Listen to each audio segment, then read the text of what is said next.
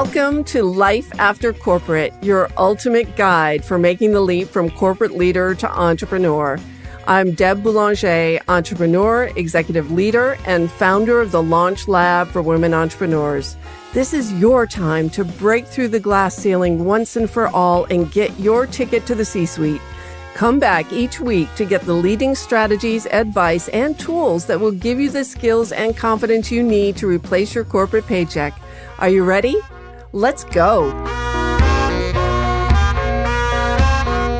Welcome, everyone. It's Deb Boulanger here, and welcome to another episode of Life After Corporate. And if you're returning to us, welcome back. It's great to have you here again. And if you're with us for the first time, welcome home. Today, I am extremely excited to introduce you to someone who I consider the epitome of entrepreneurship. Today, you're going to meet Reverend Tisha Williams, who is the pastor of the First Baptist Church in Bridgehampton, New York.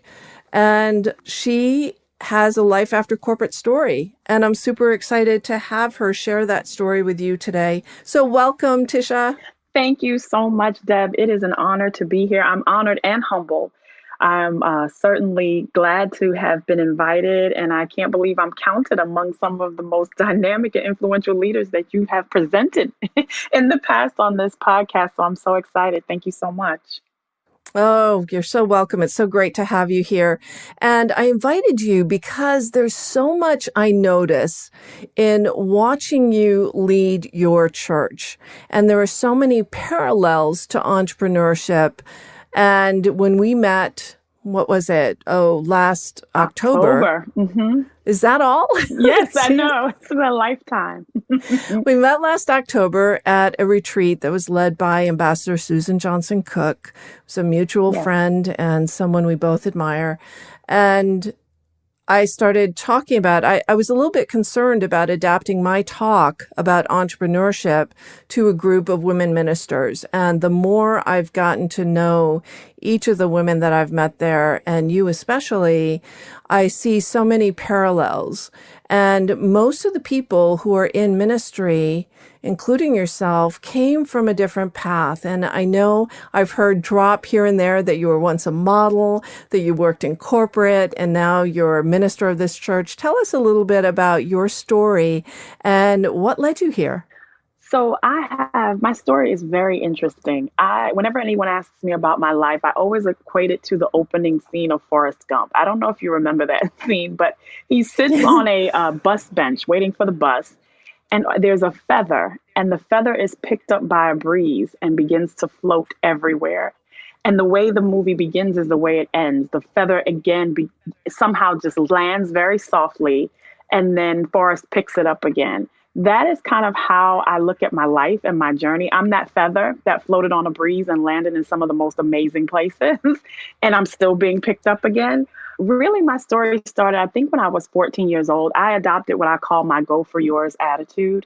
And it really was inspired by my brother. My brother was an A-type overachiever, scholar athlete, the whole bit. He came home from college, and it was summer break, and he saw me laying on the couch and quickly understood that that was my plan for the summer. And he was terribly irritated and told me that that is not what I could do for the whole summer. And so he went in the paper and found a local ad for a pageant and told me that that's what I was going to do. I was going to go, he was going to drive me to this audition, and I was going to be in this pageant. Well, lo and behold, the unthinkable happened. Not only did I make the call, but I ended up winning not only the local title, but the national title. And that's kind of where my whole go for yours attitude was born, that whenever a door was opened, that I was going to have the courage and the boldness to go for it. And in that just became a teen model, an actress, and then eventually wanted to start my own business, my own event planning business, and needed seed money. So I went to a media company, a major media company, and went to temp for 2 weeks. And 14 years later, built a career there. So again, here I am, this feather floating on a breeze. Somewhere in that time, going to church, being an avid churchgoer, committed to my church life, my church family, I began to feel a call, a pull toward ministry. And what's funny is I really thought that people were not going to take me seriously because I had done so many things in my life, from acting to modeling to sports to music, you name it. Because I had done so many things, I really denied my call to ministry because I thought people would say, oh, now she wants to be a preacher. Okay, we've done all these other, now she wants to preach the word of God. Okay. And that was really my fear. But if anyone has ever been called, or you understand what a calling on your life feels like, you know that you can run, but you cannot hide. Eventually, you are going to have to heed the call. And that's what happened to me. I heeded the call in ministry in 2008. I preached my trial sermon. I was ordained in 2008 as well, ordained in 2014. And then I came one day on a whim to a little church in Bridgehampton. And I literally came here just to visit. I felt like I needed a worship experience. I was preparing our home for a visit from my mother-in-law. And when I came here, they did not have a senior pastor. And I offered my services simply for Bible study because I understood and understand what a organization, even a church, is like without leadership. It's like herding cats. There are power struggles happening. I understand that's a very difficult place to be. And I could not, in my good conscience, be an able-bodied clergy person and not offer my services to a church in need. And I did. And lo and behold, they invited me to come preach on occasion. That happened on and off for about a year. And then they asked if I would consider throwing my hat in the ring for the role of senior pastor. And now here we are 2 years later, and I am the senior pastor of the First Baptist Church in Bridgehampton, the first female pastor in the 96-year history of the church. So, wow, congratulations. How's that for a feather floating on a breeze? That is a great feather story. And there are so many parallels. And the reason why I think it's so important to hear your story today is that there's many paths that women follow on their way to entrepreneurship, being their own CEO or heading up an organization. And for many, and myself included, we're accidental entrepreneurs. This wasn't the original path that we chose, but like following that feather. I think when you're tuned in to the fact that you're here for a higher purpose. And I know for myself, I was like reading Gail Sheehy's Passages when I was 16 years old. Like, how was a 16-year-old tapping into the fact that women evolve and change over the decades, that you're more tuned in to feathers. You see them more. And I think there are always feathers there. It's whether or not you're tuned in to perceiving the messages that are all around you. And I love the fact that you went for a temp job and stayed for 14 years. That's a great... No, isn't that something? That was something, right? But we fall in love with the corporation. We fall in love with our corporate families. And in many ways, when you sort of come of age in adulthood in the corporate environment, it really feels like family. It's your work family. And so to make a brave move and take something on that is a calling that was tugging at your heart and wouldn't go away, and moving beyond that fear of what will they think of me? You know, a lot of women have that same struggle of, I'm afraid to bust a move because absolutely I'm going to be judged, right? Absolutely. And what's so interesting about that is our male counterparts do not have that problem. A man will see an ad in the on Monster or Indeed and know they're not qualified and go for it anyway and say, whatever I need to learn, I'll learn on the job. And for some reason, we're so fearful to do that. And I think that's because we're often misunderstood. And, I think it's just the story, the narrative that's been told about women for so long that keeps us from taking advantage of opportunities. And what I have found, though, is even when the opportunity is not given to us, we can't be afraid to create the opportunity. I read a quote that says, a wise woman will make more opportunities than she finds. And that's actually how Who's That Lady was born in my previous church. Who's That Lady is a women's ministry that I founded 5 years ago. And my former church that I was with before had a robust women's ministry. They were expert fundraisers, expert programmers, great at fellowship. But what I learned or saw was that there was no biblical or teaching component to the ministry. And I believe and have been taught that you can't keep people if you can't teach them. How you keep them is by teaching them. And so I literally went to my pastor and pitched this idea for a women's Bible study focusing on the lesser known women of the Bible. And that is how I created and developed the content for Who's That Lady? And now here we are 5 years later. It's grown into a national and international movement. There's over 1,000 women nationwide, another 500 in Kenya, another 300 in Uganda. We have an annual conference. We do a Love You 30-day challenge. And last year, we opened the Who's That Lady Academy for all children in Mwani, Kenya. And it services children who have been infected and affected by HIV and AIDS. And so all of this came because I saw a gap, as you so wonderfully explained. I love your teaching on filling gaps because I saw there was a void, there was a gap. And while we were, as women, doing all of this pouring out, which we have a tendency to do, we were not being poured back into. And so this ministry to inspire, to encourage, to give women a safe space to share was born because I could have waited forever for that opportunity and it may have never come. Exactly. And what you're doing is helping women through Who's That Lady rewrite the narrative. Yes. And it's all about how you perceive yourself through the stories around you and the stories from the Bible, the stories that your family told you.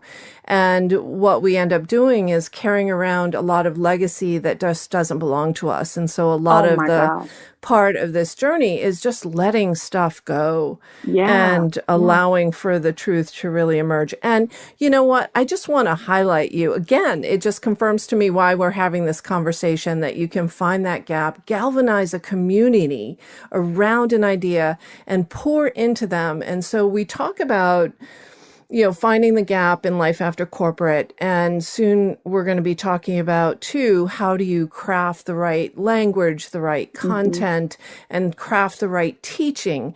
Because successful businesses start from a place of service, from a place of serving a community, filling a gap, finding that problem that no one else is really solving or no one is solving really well, and then creating a solution around that. So one of the things that I've noticed, because I'm an avid follower of your sermons, and now that we are in this season of COVID-19 and we're not gathering in person, one of the things I notice that you do exceptionally well is meet your membership exactly where they are. It's almost like you're a tuning fork and mind reader, that you're so tapped into what struggles they're experiencing. Do you want to talk a little bit about that, about how you tap into your audience and how you use the power of telling stories from the Bible to give people a path forward? Sure. One of the things that's super important to me is, in as much as I think some people think we're supposed to disassociate our role as clergy and human being, we can't. When I look at Jesus, Jesus really is the model. Jesus was both human and divine. And when we look at our human condition, we cannot help but to look at the human condition of Jesus. We can't help it. And so for me, the model is how Jesus did it. That's what he did. Jesus had a wonderful way of meeting people exactly where they were. Not just meeting them, he met them where they were mentally by telling stories. You mentioned the power of story. Jesus spoke in parables. Jesus had a way of breaking down very complex idea into its most basic form so that people could understand. And I love that idea, and that my preaching is very much informed that way. At the end of the day, what I consider a successful sermon is if you can see what I said. If you can walk away seeing what I said, I feel like I may have done a decent job. The other thing that Jesus did is Jesus was very good at meeting people where they were emotionally. There are several stories of Jesus just kind of comforting people, being very compassionate, offering grace in situations where judgment was the protocol of the day. And Jesus gives grace. But you know what I love about Jesus too? He also met people where they were physically. He very rarely did ministry within the four walls of the confines of a building. He was by the water. He was at the well. He found opportunities to minister to people where they were, even physically. And I've really tried to model my ministry after that. When I do things like I recently did the piece on grief, I do it in a way, how would I want to hear this? How would I want to receive this message? I wouldn't want anyone to browbeat me. I would want someone to help me to understand this. I'm a very visual and auditory sensory learner. And so I feel like that's the way I teach and why I meet people there, because I just want people to feel better about their situation than they do. No one needs help confirming feeling horrible. You already know you feel horrible. What people need is a lift. They need hope. They need to know that their situation can be better. For me, I say it's like a garden. You don't have to search for weeds in a garden. They are visible long before the flowers ever are. If you look around right now in our area, dandelions are everywhere. Oh, yeah. Oh, yeah. There's lots of weeds in my backyard. That's right. They're everywhere. And while you look at them and think, wow, they are very pretty, they're still weeds. They're still choking the life out of anything that's trying to push through ground. And so we don't have to look hard to find the negative. You have to dig sometimes to find the fruit or find the harvest. Is that right? Like you have to dig for a potato. You have to pull up a carrot. Sometimes we have to dig and work hard for the good things in life. And so my approach has always been, it's going to be okay. I very much, my theology is very much, I find God's grace in all things. That is very much my theology. And that's how Jesus did it. So when I think about why I want to meet people where they are, because I know where I am. I'm hurting in this COVID-19. So I try to preach to people what I would want someone to preach to me. And it's all about building your bridge, right? So you build a bridge. Absolutely. You build a bridge for people for where they are to where they want to be. All good entrepreneurs do the same thing. They build a bridge from where you are to where you want to go, the desire that you have in your heart, the thing that you want to achieve, but you're struggling with and you can't get there. And you have done that with, I remember your series last season on being a bodybuilder, and you talked about, nutrition and what you're putting into your body. And it was when church was open, and you actually rolled up 2 carts, one full of junk food and one full of health food, and brought people to a choice of, what are you putting into your body? What are you putting into your physical body, your emotional body, your mental body? And then you did one on resistance and strength training. Last weekend, it was cleaning out the closet. What bad habits, what bad things are you holding on to? They're not bad things, but what habits are you holding on to that are really drawing you down? What do you need to clean out?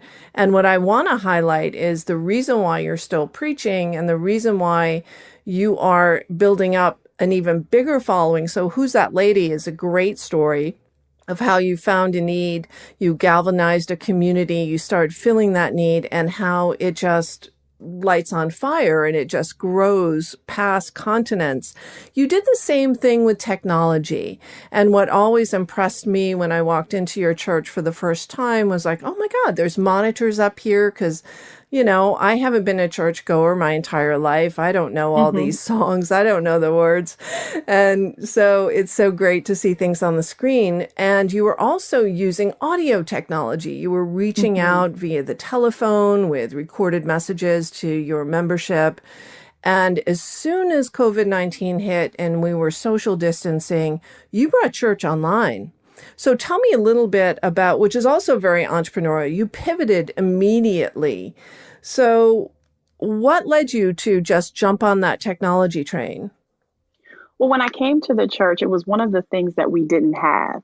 And one of the things that I understood was that we needed it, that the way, the message doesn't change. How we deliver the message always has to. When Jesus came, again, that's what he did. He took the same message and taught it in a totally different way to reach the people that he needed to reach at the time. And in this age of technology, in this information age, we had to do the same thing. So one of my first goals when we came to the church was to get the monitors, because I understand that we live in a culture that lives their life by monitors. That's all our phones are. It's a portable monitor where we explore content, we find content, we watch content all day long. And so if we are going to compete we have to have the same things in the church. We have to be relevant. So that was one of the first things that I really knew I needed to do. And I understood also how that works generationally. That while the seniors may be looking at me in the pulpit, children are looking at monitors. Millennials are looking at monitors. And as you said, seekers. This was all a part of also being seeker sensitive. As someone who you just said, I haven't been to church in a while, and to see that was refreshing. There are people who haven't been to church and we have to be seeker sensitive to their church experience. And so if it means having the lyrics on a screen so that they can immediately feel more comfortable, that's a great thing. And so when we come to the pivot, I like to call this a providential pivot, because all of these things were already in the works. From the digital giving, again, you mentioned the calls, the text messages, all of these things were in the works. And so when COVID-19 hit, we were already strategically placed in a position to hit the ground running. But I have to say that that was a providential pivot. And here's why I say that, because I've learned that the secret to pivoting isn't that everything is going to be perfect or making every perfect decision on how we land, but it is about being confident in yourself and having faith in something bigger than yourself so that you can navigate when change hits unexpectedly. And the faith that I had was in God, not in us. And so when I came, just trying to be in tune with, where do we need to go? What is important for your people right now? And it was technology. Mm-hmm. And I have to admit, I was reluctant to put myself in front of the camera. Now, understand how powerful this is. This is someone who's been in front of the camera since she was 14 years old, but who struggled with being in front of the camera when it came to preaching the word of God. And so if I'm being honest, I was dragging my feet a little bit. And so I say this is a providential pivot because it's God that pushed us through COVID-19 to get to this place. But I'm grateful for having the obedience and the foresight to be willing to put everything in place so that when this did happen, we were ready. We were on the ball. And it has been so amazing to watch flourish and watch grow. We've seen an average of 1,000 views each week on YouTube through Bridge Nation. And so it's been really, really phenomenal. But the pivot was both strategic, but it was also providential. It speaks to a God that sees the big picture before you even know what it is. And personal, because just like every other woman out there who's thinking about making the leap to entrepreneurship, or who just started, or who doesn't like the way she looks on video, or is reluctant to reach her audience. And right now, video is all we have to each other. So if you're feeling reluctant about getting on the screen, and you have a calling and you have something that you want to fulfill, a mission you want to fulfill in the world, you got to step beyond yourself. You have to trust something bigger than who Absolutely. you are to get you through it. And so Can I speak to that a little bit, Deb? Yeah, absolutely. Yeah, I wanted to say that that's what I learned along the way in this whole journey, that you kind of have to, as you say, get over yourself. I mentioned early on that I was very much hindered by public opinion, very fearful of it. Always had a fear of what others would think of me. And I still do, if I'm being honest, especially in this very public virtual space. I'm sure you can understand how that, how that Absolutely. feels. Yeah, I face it all the time. I mean, the courage to launch a podcast the way that you have is just amazing. But public criticism has always been my Achilles heel. And that has begun to, I'm changing very much in that area because I began to do the work to focus on awareness of self. Self-awareness is key. I mean, the key is knowing who you are and owning every bit of it. It's about being your authentic self and showing up as your authentic self every single day. So I love Brene Brown, and I don't know if you've heard one of her talks, but she quotes Teddy Roosevelt. And she says, it's not the critic who counts, not the man who points out how the strong man stumbles or where the doer of deeds could have done them better. The credit belongs to the man who is actually in the arena. And she says, I want to be in the arena. I want to be brave with my life. And when we make the choice to dare greatly, we sign up to get our quote unquote, I'm paraphrasing, butts kicked. We can choose courage or we can choose comfort, but we can't have both, not at the same time. And so what I've learned for sure, Deb, throughout this journey and throughout my whole life journey is that what I've learned about myself is I've never been afraid to get into the arena. Even when I am afraid, I do it afraid. I've never been afraid to go into the fight, to go into the arena, to be a gladiator. And there are absolutely days, seasons, months where I get my behind kicked. But here's what I've learned through this process. There are also days where I'm the one doing the kicking. And that makes all the difference in the world for me. And so if there is anyone who is struggling just with this idea of public opinion, I just want to encourage them to let it go. Just show up every day. Show up every day. Just show up. I used to have a Post-it note above my desk that said, how much do you really want it? Right. And that was my inspiration to move through the fear. And, something changed my life. So I have a quote, and it comes from Richard Feynman, who is a Nobel Prize winning physicist who's no longer with us on this earth, who solved the shuttle D-ring problem back in the days when we had the Space Shuttle Challenger blow up. And I read one of his books, and it was titled, What Do You Care What Other People Think? And that book changed my life. And he, like you, like the stories you cite from the Bible, had a very plain spoken way of breaking down physics into everyday experiences. And so I think that, what do you care what other people think, became my motto. And I have stretched myself because I'm shy. I'm an introvert, It's not always comfortable being out there in front, but if you don't lead, who will? Absolutely. So what I'd like to ask you, before we close is, you've created this, you've used this technology, you've pivoted, you've created hashtag Bridge Nation. So I think everything you do is brilliant. Thank you. But what has been your learning in this process, aside from the learning that you've just shared about yourself and getting out of your own way and moving through the discomfort and making it happen as, let's just say, the CEO of Bridge Nation? What is working, and what is your vision going forward? What happens after post-COVID when we're back, when church doors are open again? What happens with what you've built already? So we've already begun to have that conversation. We've noticed that there are parts of this that are really working, even beyond how they were working when we were together in a more traditional setting. And so one of the things that we are absolutely going to continue with is virtual worship, because now we do have Bridge Nation. And what we are working on is having Bridge Nation be just as a part of our physical church as the actual church. I can say that better. So what I want to do is mirror everything that we do in our actual church setting, mirror it for Bridge Nation. So that people, while they are virtual members and they are distance members, they're just part of a new campus. So all that's happened over these last few weeks is I've become a multi-campus pastor. That's all that's happened. We just have another site now, and it's in the virtual space. And so what we're going to do is create a offering where people can join our church virtually, where they can participate in communion, where they can be givers and partner with us financially with the church. We want them to have the full First Baptist Church of Bridgehampton experience. And because they're not in the building doesn't mean that they cannot experience it. So that's one of the things.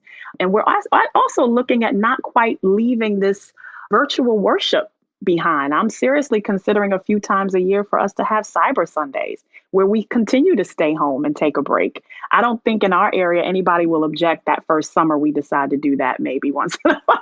If you can have church on the beach, I don't think anyone's going to object to that. But really trying to look to ideas, because I think in as much, again, God's grace in all things, that while this has been horrible, it has been very difficult, it's been tremendous to navigate, there are some great things that have come out of this. And one of the things I think that I've learned in this post-COVID-19 world, what this has taught me, I've learned that creativity and imagination are key.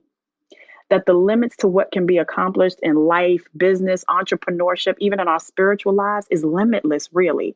Because if these past few weeks has taught us anything, it's what can be done with just a little faith, creativity, and imagination. Families have come together in ways like they never have because of technology, because of creativity, because of imagination. So there's a scene, I'm a huge movie buff, in the film The Matrix. And it's the scene where Neo is taken, the lead character, Keanu Reeves, is taken to the Oracle to learn about his future. And while they're waiting in the waiting room, there are all of these children and people with special gifts. And he sees this little boy who is telekinetically bending a spoon with his mind. And he offers Neo a try. And when Neo tries, he fails. And the boy says this to him: "Do not try and bend the spoon. That's impossible.